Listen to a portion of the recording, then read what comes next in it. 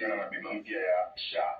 Na vile vile mbali na hafla hiyo ya kuwasajili wakazi, pia wizara hii itakuwa inapokea ambulensi 6 kuweza kusaidia ama kupiga jeki masuala ya afya, hususan kupunguza labda vifo vya kina mama wanapojifungua katika pembe mbalimbali ya kaunti ya Kajiado. Na bila shaka tayari maandalizi yamekamilika katika uga wa KCB mjini Kajiado, lakini kwa sasa shughuli ya kuzindua ambulensi itakuwa inafanyika katika makao makuu ya kaunti ya Kajiado, na moja kwa moja nitajiunga na wahusika ambao wanaendesha shughuli hii. Hebu kwanza karibia hapa hivi, alafu tutaanza kwa jina lako na utueleze leo kuhusiana na mambo ya SHA, alafu tutakuja kwenye ambulance. Asante, thank you for having us. My name is Prudence Kawera from Kenya Good Neighbors. Kwa leo tumekuja kusupport pia a SHA rollout in Kajiado County, supported by Koika and Kenya Good Neighbors. Now, one of the significant things that, one of the main problems we experience in Kajiado is inaccessibility to healthcare. So that is mostly eco-fuel sana na funding, na pesa mambo ya insurance. So I believe that even as we continue to mobilize more people to register for SHA, we're going to be increasing accessibility to healthcare. And also one of the biggest achievements that we get to celebrate today is the procurement of 6 ambulances. Kwa sababu Kajiado is has very hard to reach areas.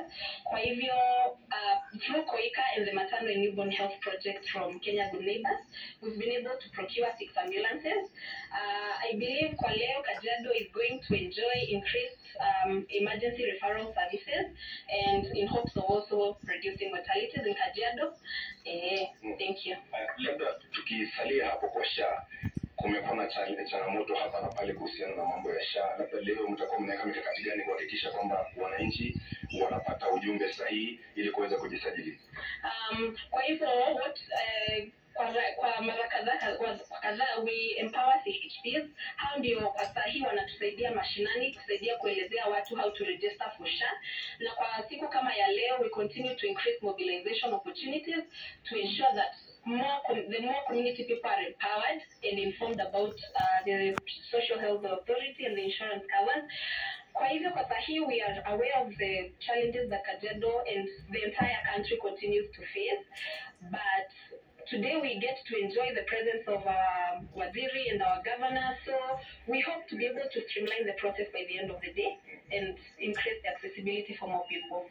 Asante sana. Mashirima ni baadhi tu ya wadau ambao wanahusika kwenye hafla ya leo, lakini tayari gavana wa Kajiado pamoja na waziri na wale wajumbe mbalimbali wako kwenye mkutano wa faragha, kisha baadaye watakuwa wanaelekea katika uga wa KCB kuweza kuzindua rasmi ule usajili, ili angalau wakazi wa Kajiado. Itakumbuka kwamba bado kuna changamoto, wakazi wengi hawajajisajili, na labda leo kwenda mbele tutakuwa nashuhudia wengi wakijisajili. Baadaye kwenye mada tutakuwa nazungumza na waziri kusikia labda takwimu ziko wapi kuhusiana na kaunti ya Kajiado, na vile vile labda changamoto iko wapi na wameweka mikakati gani ya kuweza kukabiliana. Lakini kwa sasa tutakomea hapo, tutajiunga baadaye kwenye mada. Kutoka kaunti ya Kajiado, mimi naitwa Robert Masai. Kwa Mashirima.